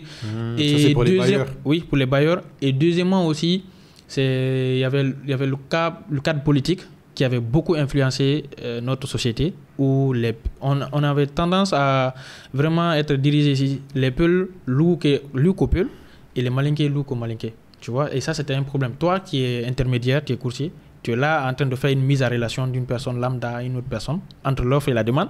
Et tu trouves une personne, le plus difficile est de trouver une personne qui a les finances pour prendre le bien en question. Et qu'après, tu as fait tout ce qu'il faut, la personne peut payer, la personne est réglo, il respecte les normes. Et tu viens, le bailleur dit, bon, juste parce que je n'aime pas la face ou le profil de la personne que tu as envoyée, je ne veux pas le prendre, ça fait très mal. Parce que toi, tu as bousillé combien de crédits? La logistique, ton temps n'est pas rémunéré. Tu vois, ça, c'était un gros problème. Tu vois, pour changer cela, c'est compliqué. Voilà pourquoi on proposait la gestion locative. Parce que là, quand il y a la gestion, le propriétaire n'a rien à voir avec le bailleur. Le locataire, en fait. Tu vois? Donc, lui, il met juste des principes qu'on respecte. Peut-être on ne boit pas de la bière dans les appartements, on ne transforme pas en hôtel ou en truc de débauche et tout. Et il paye régulièrement le loyer. Et là, c'est l'entreprise qui est là, qui est intermédiaire. Donc ça, c'était l'une des solutions qu'on adoptait. Voilà pourquoi je faisais de la gestion locative. Tu vois, après tous les stress... Oui, parce que tu gères aussi les biens des bailleurs. Exactement. Donc, des personnes qui ont des biens, des immeubles, qui ne veulent pas être dérangés à 3h du matin ou à 2h pour des fuites et tout, bah, ils nous confient. Mais moi, je me dis, ce n'est plus un luxe. Hein. Tu ne peux pas mettre des milliards dans un investissement et puis tu te mets à gérer toi-même. On t'appelle, allô, il y a une fuite ici, allô, il y a l'électricité, il y a tout cela. Donc il faut confier vraiment à une entité spécialisée qui utilise des règles et des principes pour aussi avoir le loyer. Parce que souvent, il ne s'agit pas aussi d'avoir un locataire qui paye régulièrement, mais il faut savoir ici, est-ce que le bien il est bien entretenu? Parce que souvent, quand tu as un locataire, dès qu'il sort, tu remets près de 30% de ce qu'il a payé dans la rénovation. Et ce n'est pas intéressant, c'est de la perte, ça. Tu vois. Donc ça, c'est le premier problème. Maintenant, au niveau, le problème où il y a beaucoup plus de problèmes, où les problèmes peuvent même t'envoyer en prison ou ailleurs, c'est au niveau de la vente de terrain. Et ça, j'ai même des personnes qui ont blacklisté leur pays, tout simplement parce qu'ils ont été victimes. Je connais un gars qui est en Belgique. Quand tu veux l'énerver, il faut lui dire de revenir en Afrique. Parce que lui, il a été victime d'arnaque, mais par ses propres parents. Notamment son jeune frère. Tu vois, j'ai des cas comme ça, des cas comme ça ne finit jamais en fait. Ils veulent investir, ils envoient de l'argent à leur frère et ce dernier dit soi-disant je vais investir, alors il bouffe l'argent et souvent il met en complicité ses parents, il leur donne de l'argent. Après quand le frère revient, il trouve qu'il n'y a rien et lui il dit ben écoute, si ma propre famille m'a arnaqué, mais à qui je vais faire confiance? Tu vois, ça c'est un gros problème parce que souvent je me rends compte avec des personnes. Ils te passent au scanner en te posant des questions. Tout ce que tu dis, ils prennent ça à la pincette. Ils n'ont vraiment pas confiance parce qu'ils se demandent ben, est-ce que lui, il ne veut pas m'arnaquer? Tu vois? Et voilà pourquoi beaucoup se font arnaquer malgré ça. Parce qu'ils visent ici sur la personne qui vient avec une grosse voiture, qui est bien habillée. Ils disent bon, lui, il a l'argent, il ne va pas m'arnaquer. Alors que c'est quelqu'un qui se met dans la peau d'une personne riche, alors qu'il n'a rien, mais qui veut là, toi, te soutirer tes sous. Tu comprends? J'ai eu beaucoup de personnes comme ça. Et la deuxième des choses, il y a beaucoup de personnes qui se font arnaquer, je dis gratuitement et banalement, tout simplement parce qu'ils ne veulent pas vérifier. Il faut comprendre aujourd'hui, pour acheter un terrain en Guinée, il y a des principes à respecter. Tu vois, les principes de la vérification. Ce n'est pas parce que tel est colonel, ou tel il est douanier, ou il est le directeur de tel. On a vu aussi au temps de ce régime-là, en 2025, là, il y a des directeurs qui sont emprisonnés. Il y a des personnes qui étaient ministres qui ont emprisonné parce qu'ils ont failli à leurs obligations. Donc, ceci devrait vraiment conseiller aux gens de dire que ce n'est pas parce que tel il est le gouverneur de la banque ou bien le directeur de telle société que tu peux entièrement faire confiance sans vérifier. Et ça, c'est un des problèmes dans l'acquisition des biens immobiliers. Tu vois, moi, je pense que j'ai un ami qui est passé chez vous ici. Il avait eu ce cas-là. Il y a une dame qui l'a appelé, qui l'a dit, écoute, j'ai besoin d'acheter un bien, mais il y a mon cousin qui m'a proposé un bien. Donc, du coup, je vais te donner l'argent vu que j'ai confiance en toi. Tu vas le remettre pour faire l'achat. Tu vas l'assister. Mon ami dit, ben, il faut qu'on vérifie d'abord. La dame dit non, moi j'ai confiance à mon cousin, il peut rien faire par rapport à ça. C'est quelqu'un avec qui je suis resté il y a longtemps, donc il peut vraiment m'aider, quoi. Donc toi, tout ce que tu dois faire, tu dois accompagner pour suivre la transaction. Mon ami dit, il ne peut pas le faire, il faut qu'on vérifie. Parce que rien ne garantit que les documents que ces derniers ont, ce sont des documents légaux. Il n'y a pas de problème derrière, quoi. Donc, la dame dit, elle s'est fâchée, elle dit, bon, écoute, tu ne veux pas m'aider, tu ne veux pas m'accompagner. Et du coup, parce qu'on a cherché à demander au monsieur, quels sont les documents qui existent? Il dit non, que quand tu viens, tu achètes, vous allez aller chez le chef de quartier pour faire la donation.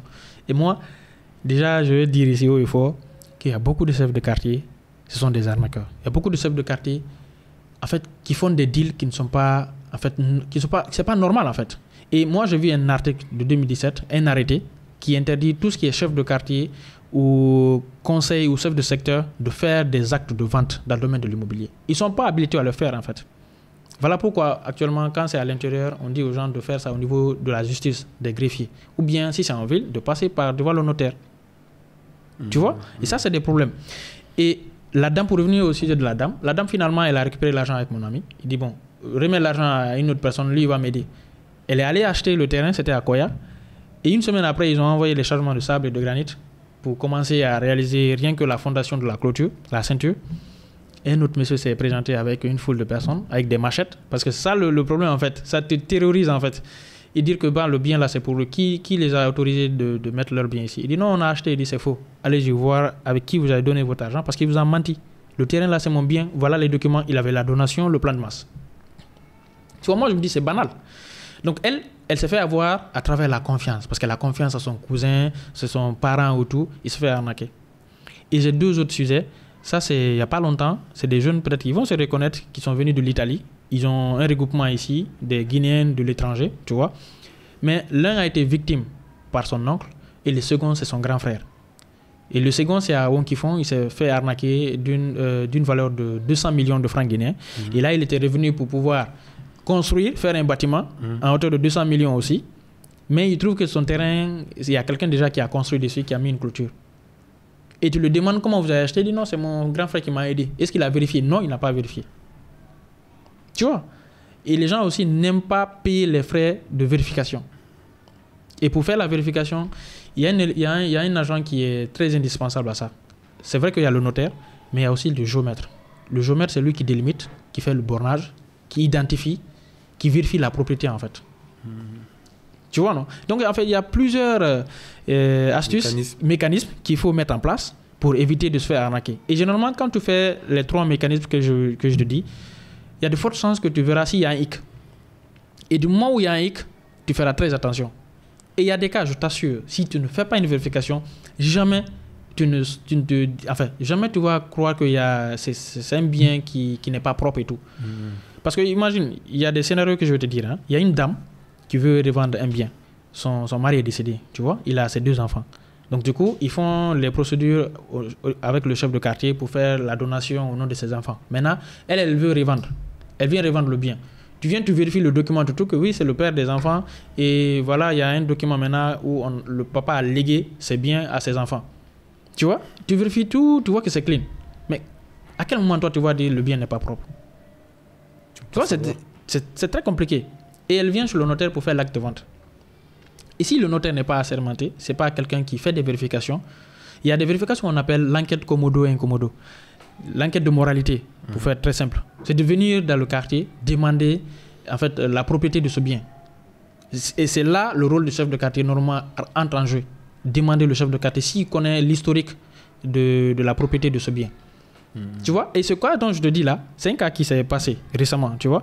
La dame a voulu revendre le bien à 1,8 milliard à Kobaya et il s'avérait que son mari est décédé, mais son mari a 2 autres femmes à part elle. Mais ceux-ci ne sont pas à Conakry. Il y a une autre famille, il y a une femme qui est à Labé, il y a une autre qui est en Sierra Leone. Donc ça, c'est les hommes polygames, quoi. Ouais. Donc souvent, c'est des problèmes, on laisse, il n'y a pas de testament. Tu vois? Et après vérification, on se rend compte que la dame était mariée à un homme polygame qui avait d'autres disons... le mari a d'autres enfants, hormis ces enfants-là. Donc tu vois que ces enfants-là ont droit à cet héritage. Donc, elle ne peut pas elle se le vendre. Mais si tu es passé en huis clos entre toi et le chef de quartier, ou bien vous venez, vous faites une attestation, donc je t'ai vendu tel bien, voilà mes enfants, tu prends la photo. Mais tu n'es pas surpris qu'une autre personne vient réclamer l'appartenance de ce bien-là. Et le géomètre, lui, peut voir ça? Le géomètre, ce qu'il peut voir, c'est de déterminer le bornage, la délimitation, de voir si le terrain n'est pas un terrain de l'État, tu comprends? Ou ce n'est pas une réserve. Et, tu sais, il y a des lotissements où il y a des, comment on appelle ça même, des équipements qu'on enlève, écoles et tout. Il y a des gens qui essayent d'utiliser ça, de revendre à certaines personnes, tu vois. Mais généralement, des terrains qui ont des trucs comme ça n'ont pas de titre foncier. Tu vois, donc lui, il peut vérifier tout cela. Aller au niveau de la dature, de la conservation, voir s'il n'y a pas quelqu'un qui a déjà fait un titre foncier ou il n'y a pas quelqu'un qui a fait une opposition. Tu comprends? Donc, vérifier l'ancienneté, quoi. Maintenant, après, l'enquête de moralité, là, c'est d'aller au niveau du quartier, de la zone. Voir le chef de quartier, voir les habitants, demander la propriété. Il y a de fortes chances qu'il y a certains qui essayent de magouiller, d'essayer de corrompre, de dire quand on vous demande ici, dites que c'est clean.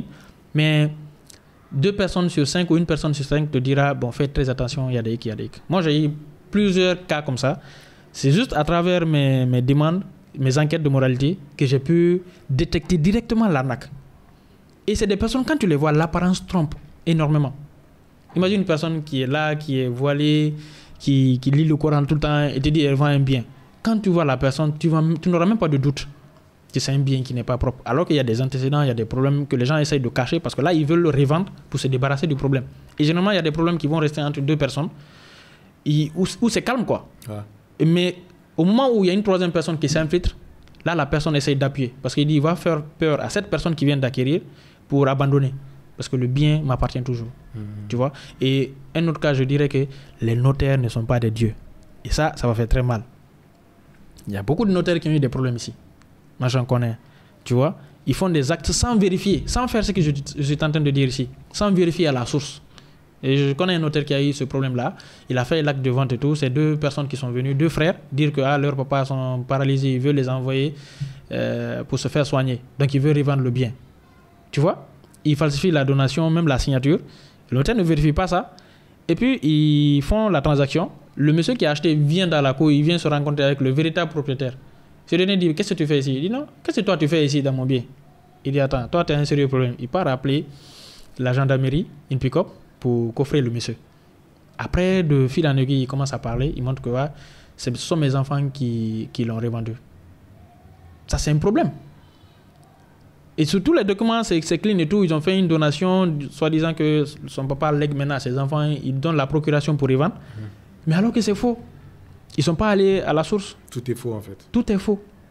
Et ça, c'est la vérification. Voilà pourquoi moi, je dis toujours, on n'achète pas un bien immobilier comme une baguette de pain. Il faut prendre tout son temps pour vérifier à la source. Et la vérification, elle ne va pas se faire à la hâte. Parce qu'il y a certains vendeurs qui viennent, ils vont te dire, bon, il faut acheter, si tu ne fais pas vite, il y a deux autres personnes qui veulent l'acheter. Hein. Moi, si le premier venu, c'est le premier servi. C'est vrai. Mais il faut qu'on te donne une marge de vérification. Et ça, les gens ne le font pas. Et généralement, ils ne sont pas acceptés des problèmes. Ok. On va remettre le numéro en bas, en tout cas pour les gens qui veulent être accompagnés dans l'immobilier. Et du coup, toi, en Guinée, en tant qu'entrepreneur, c'est quoi les caractéristiques qui t'ont permis de perdurer pendant toutes ces années? J'ai toujours dit que c'était mes mentors que je prenais pour début. C'était mes grands frères. Je voyais leur résilience, leur bravoure et tout, qu'ils n'abandonnaient pas. Mais il y a des problèmes partout. Hein.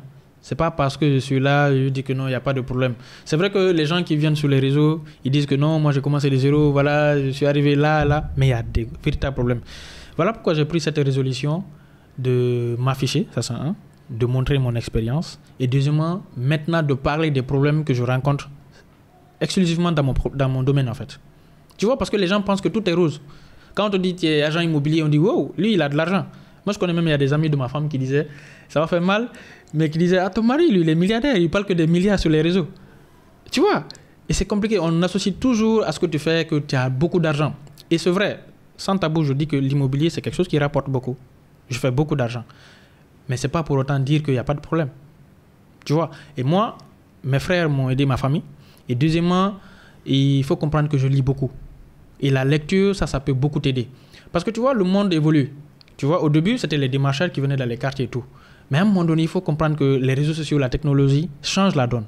Tu vois? Donc, en changeant de stratégie, au lieu que les clients ne viennent au niveau des bases de démarcheurs pour demander des biens, moi, je dis, bon, il faut trouver une technique ici de changer la donne, que le service vient vers les clients. Fais une plateforme en ligne où que tu sois, tu peux en fait checker, chercher un bien et en fait pour trouver un bien quoi facilement. Ça te donne plus de chances d'avoir de la clientèle que de rester sur place et puis attendre que les gens viennent vers toi quoi. Imagine c'est la saison pluvieuse et les gens ne peuvent pas sortir. C'est pas tout le monde qui possède des voitures. Ouais. Donc comment les gens vont venir ceux qui n'ont pas de voiture? Donc ta vie est limitée. Donc ça, il faut changer de stratégie et s'informer du jour au lendemain. Moi, je m'informe beaucoup. D'ailleurs, je ne me compare jamais à quelqu'un qui est là, qui fait de l'immobilier, moi. Je me compare beaucoup aux personnes qui sont de l'autre côté. Voilà pourquoi je voyage. Pardon. Voilà pourquoi je voyage. J'essaie de voir les techniques que les autres utilisent et tout. Mais il y aura toujours des problèmes parce qu'il y a beaucoup qui essayent de s'infiltrer pour se faire de l'argent. Parce que là, la vision, elle est différente. Tu vois, les gens rentrent dans l'immobilier parce qu'il y a de l'argent. Et d'autres rentrent dans l'immobilier pour résoudre un problème et en retour avoir des revenus. Et cela fait toute la différence. Aujourd'hui, tu vas voir plusieurs pages sur les réseaux sociaux qui te disent que ce sont des agences immobilières. Mais cherche à les rencontrer. C'est des pages Facebook, ce n'est pas des agences immobilières. Et les gens se font arnaquer. J'ai connu des gars qui ont arnaqué des personnes à travers la location. Ils disent paye l'avance, quand tu payes après, dans une semaine, tu viendras récupérer ton argent. Et la semaine là ne vient jamais. Et la personne a fui, on se rend compte que la personne est au Maroc, il a pris la voie clandestine et tout. Tu vois? Donc ça, c'est des difficultés parce que maintenant, on t'associe à tout type de personnes. Vu qu'ils ont été arnaqués par quelqu'un qui s'est proclamé agent immobilier et tout, donc comme toi, tu es agent immobilier, ton nom est gâté. Donc d'ici que la personne ne cherche que tu n'es pas comme cette autre personne qui l'a arnaqué, il y a du chemin. Et souvent, quand tu es pressé, bien tu t'énerves vite, c'est compliqué. Tu vois? Donc ça, c'est des problèmes en fait. Et deuxièmement, moi je me dis toujours, comme au début, c'est vrai qu'il y a des complications, il y a des problèmes dans le pays. Mais, entre toi et moi, si tout le monde se dit que comme il y a des problèmes, on va quitter le pays, qui va faire quelque chose? Il va rester plus personne. Il va rester plus personne. Et après, les étrangers viendront développer le pays, on viendra encore chercher à racheter ce qu'on avait gratuitement. Tu vois? Donc, il faut avoir de la résilience et espérer toujours. Ici, on vit de l'espoir. Il faut être persévérant et chercher toujours à être honnête. Je pense que d'ailleurs même c'est l'une des clés qui va te faire perdurer dans l'immobilier. Être honnête. L'honnêteté. Parce que quand les choses tournent mal et qu'au début tu n'avais pas signalé, tu vas t'afficher, tu vas perdre la confiance des gens et puis voilà, quand ton business va s'écrouler. C'est vrai. Tu vois. C'est quoi l'avenir pour toi? Qu'est-ce qu'on peut te souhaiter?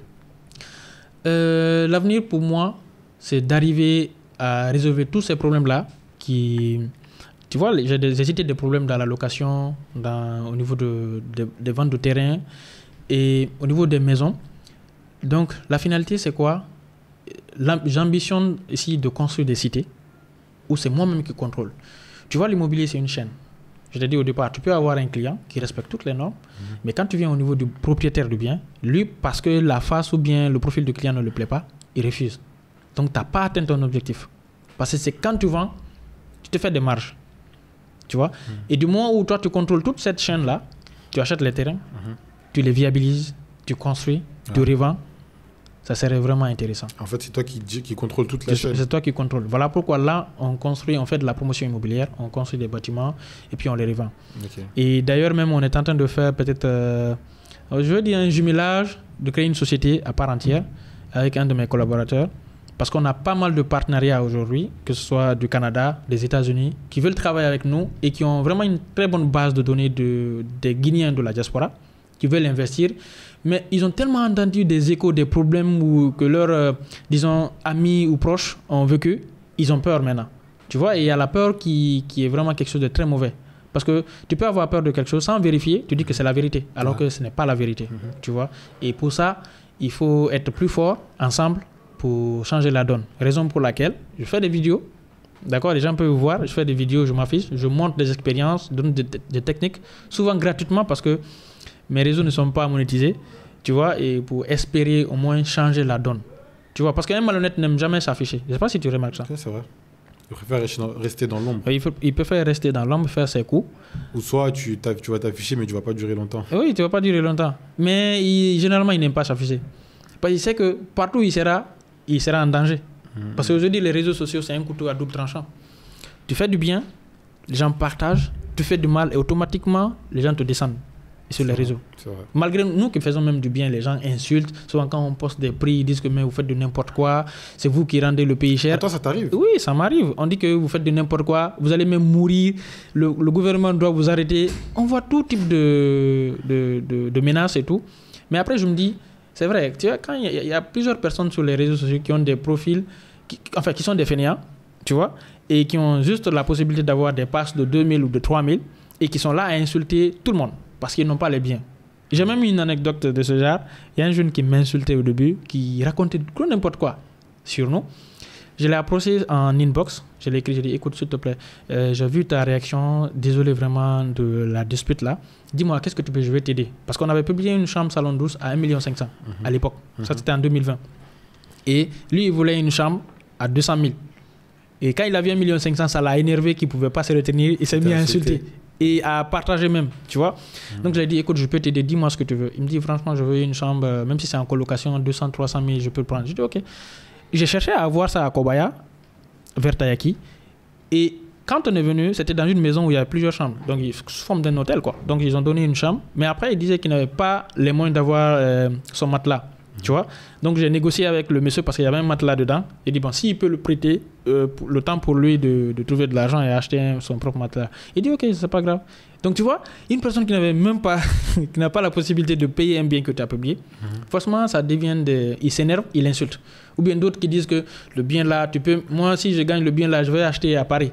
Alors que là où il est à Paris, il n'est même pas au centre-ville, mais il se permet quand même d'insulter les gens. Ouais. Il devient blogueur comme ça.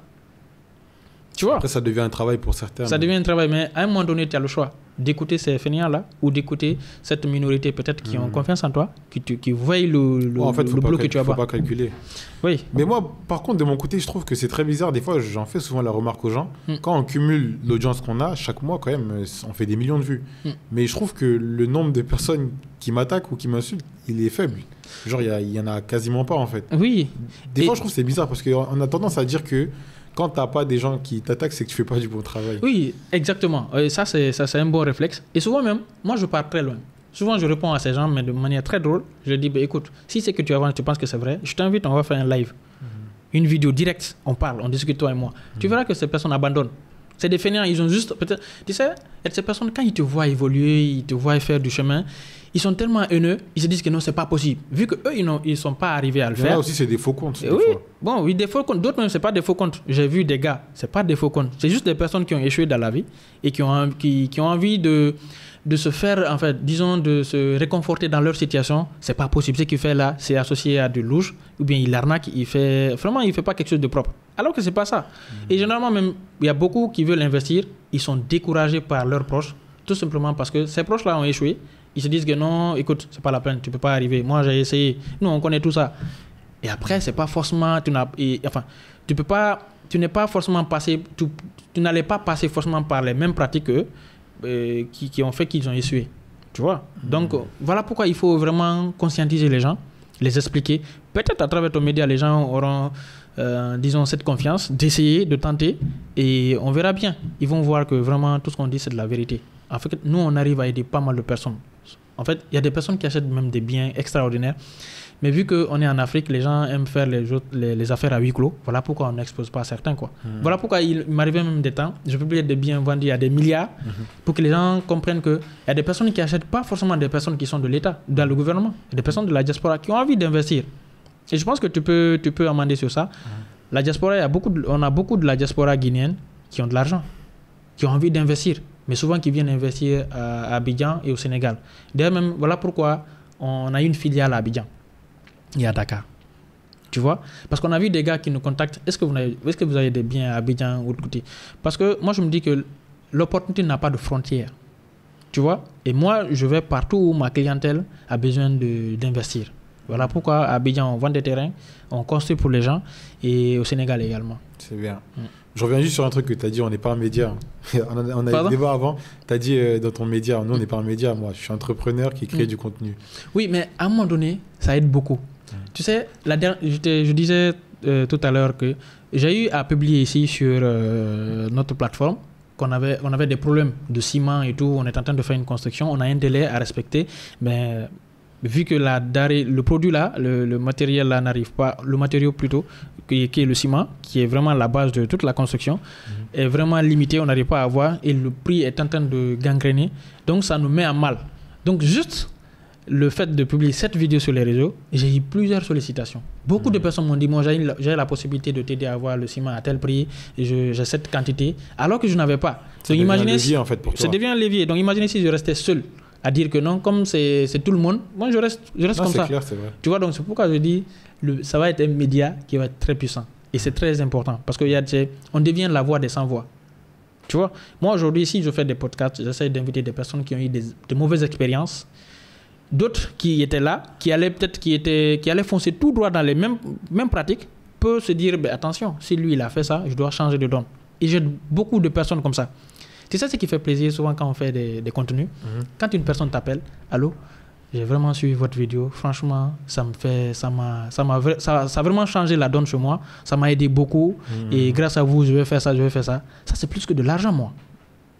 C'est plus que de l'argent. Ou bien tu viens dans un service, j'ai eu une fois ça dans une banque, où il y a une queue, mais on te priorise parce que on t'a vu, on te connaît, on a envie de se rapprocher de toi.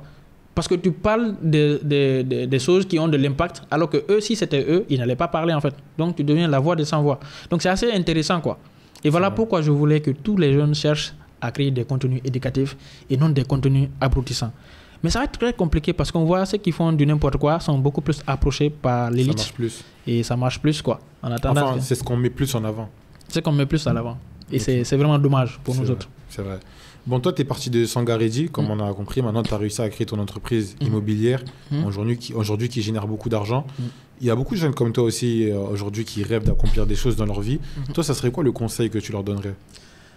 Déjà, ceux qui veulent faire quelque chose, ils n'ont qu'à commencer à le faire. De sortir dans l'idée de dire, je vais voir les analyses, je vais faire un business plan ou autre, de passer à l'action. Tu sais, moi, je me dis que la recherche que j'ai aujourd'hui, par rapport à mon domaine, c'est l'expérience. Aujourd'hui, il y a plusieurs personnes qui m'approchent. Je t'assure, si ce n'est pas parce qu'ils savent que j'ai de l'expérience, on n'allait même pas se dire bonjour. Qui ont de l'argent, qui sont fortunés plus que moi. Tu vois? Parce que j'ai de l'expérience. Et l'expérience, là, je l'ai acquis sur le terrain. En passant à l'action. Pas en restant là, dire, bon, j'ai besoin d'entreprendre. Tout le monde a envie d'entreprendre. Tout le monde a envie de devenir son propre patron. Mais c'est pas possible. C'est vrai. Tout le monde ne sera pas son propre patron. C'est possible, mais tout le monde ne le fera pas parce que c'est difficile. Et là, tu as plusieurs patrons. Tu as plusieurs types de clients. Je ne sais pas si tu imagines. Donc, c'est de passer à l'action, de savoir que c'est bien beau de réfléchir, de penser et tout, mais la meilleure des choses, c'est d'agir. Passer à l'action et au fur et à mesure, vous allez découvrir des trucs. Et c'est comme quand tu veux dire, non, je vais créer une société, je vais me formaliser et tout. Mais rentre sur le terrain, cherche à déterminer c'est quoi ton business model. Qu'est-ce que tu fais qui te donne de l'argent? Quand tu sais ça, et puis tu vas te formaliser. Et d'ailleurs, au fur et à mesure que tu évolues, cette formalisation-là va s'imposer à toi. Parce que moi, j'ai commencé, je n'avais pas créé la société comme ça formellement et tout. J'ai commencé sur le terrain à maîtriser le terrain. Mais après, j'ai eu des partenaires qui voulaient avoir des contrats avec moi. Donc, je me devais d'être formalisé, d'avoir des documents de l'entreprise. D'avoir une structure, tu vois. Et ça, c'est en commençant, en étant sur le terrain, en cravachant dur. Et là, tu verras le bout du tunnel, quoi. Et aussi, se former. Ici, les gens n'aiment pas se former. Et tu vois, ça revient toujours du fait qu'il y a des gens qui gagnent certains trucs parce qu'ils ne sont pas formés. La vie facile, quoi. Ouais. On aime tout ce qui est facile, les raccourcis. Et il faut prendre les escaliers et surtout être honnête, avoir ces principes de base-là, être honnête, persévérant. Et vraiment, ça va donner fruit, en fait. C'est vrai, moi, je n'ai même pas commencé. Hein. Je ne me considère pas quelqu'un qui a réussi, malgré que d'autres me voient dans des voitures dire que bon, peut-être il est sponsorisé par ses grands frères, ses parents, son frère en Europe, c'est eux qui les aident, mais ça n'a rien à voir. Et quand tu fais le bon boulot, c'est très facile de se démarquer dans les pays africains. Parce qu'il y a beaucoup de fainéants. Et quand tu es sérieux, tu fais du bon boulot, facilement, tu te démarques. Et c'est aussi simple que ça. C'est vrai. Bon, on va pouvoir clôturer. Est-ce que tu aurais un mot pour la fin? Un mot pour la fin, toutes les personnes qui ont envie d'investir, de réussir en Guinée, il faut comprendre que c'est possible. Si aujourd'hui on voit plusieurs personnes revenir chez nous investir, ou d'autres même venir, disons, piller le pays, c'est parce que nous qui sommes là, on ne connaît pas vraiment la réelle valeur de notre pays. Donc, ce n'est pas pour autant dire on va abandonner. Tout le monde ne peut pas quitter le paradis, là qu'on dit paradis, et espérer que ça va réussir. Si aujourd'hui des personnes ont pris cette perspective de dire on va changer la Guinée à leur manière, c'est vrai, mais ça ne va pas rester longtemps. Alpha Condé a fait son bout de temps, mais c'est devenu de l'histoire ancienne. Donc tout le monde peut faire quelque chose. Et il faut que les gens acceptent de revenir, de faire quelque chose, de bâtir, et un jour, on va dire que peut-être la chance va nous sourire. C'est vrai. Merci d'être venu. Je sais que ton parcours va servir à inspirer beaucoup de gens. Donc merci d'être venu. Et on se dit à bientôt. Merci. Tout le plaisir est pour moi. Ce contenu est produit par Starter Productions. Bonjour, permettez-moi de prendre un instant pour aborder un sujet crucial. Je suis Bassekou Djabi, le fondateur de Starter Productions, une société spécialisée dans la production audiovisuelle, dévouée à amplifier votre communication. Que vous soyez une entreprise en quête de nouveaux clients ou une institution désireuse de promouvoir ses activités, nous sommes là pour vous accompagner. Si vous aspirez à aller plus loin, notre équipe de Shams Communication peut concevoir une stratégie sur mesure pour accroître votre visibilité et propulser vos activités. Enfin, pour immortaliser vos moments personnels mémorables tels que les mariages, Starter Events est à votre service. N'hésitez pas à nous contacter sur l'un de nos divers réseaux sociaux ou via WhatsApp au numéro suivant, le 00 224 627 94 25 59. Le 00 224 627 94 25 59.